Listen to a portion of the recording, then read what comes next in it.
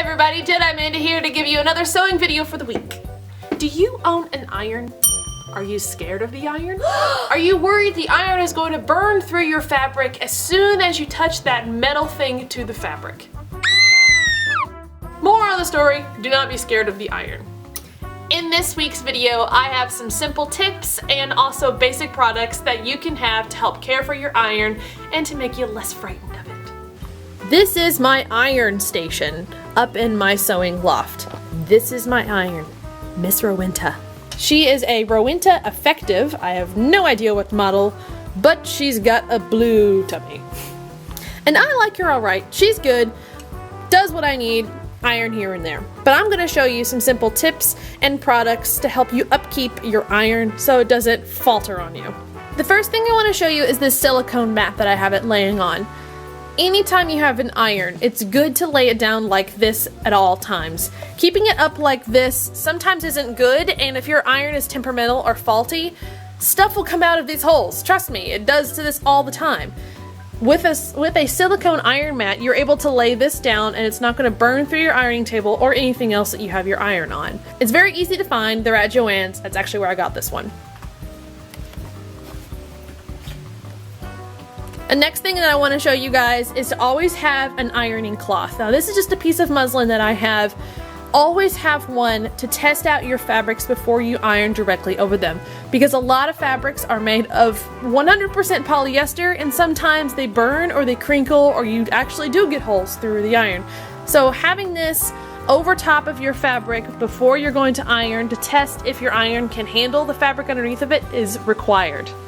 The next thing I want to show you is actually a product. It's called Easy Off. It's an iron cleaner, believe it or not. It removes starches, whatever sorch is, soil and foreign residue from your ironing surfaces. What it is that it's basically like a toothpaste tube.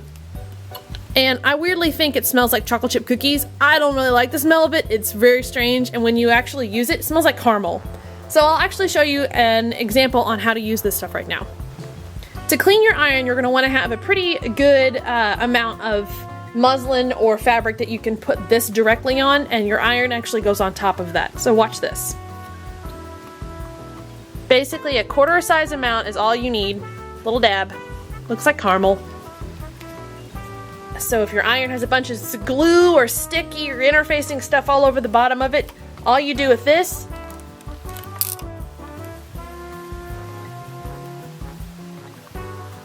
this is all you do. This is how you clean your iron. And smoke and steam will come from it, but I assure you it is okay. You can even press the steam button a couple times to really get it going, and it smells awful. I am so sorry. Right now I'm really having a hard time breathing, but what it does is it cleans the iron for you. So now I have a nice clean iron. Oh, how nice. Oh, except that spot right there. I'll get that. So if you work at it, you're able to go ahead and clean your iron with this stuff. It's great. I actually got it offline. You can also get it at Joann's, I believe. Ooh, yeah. Perfect.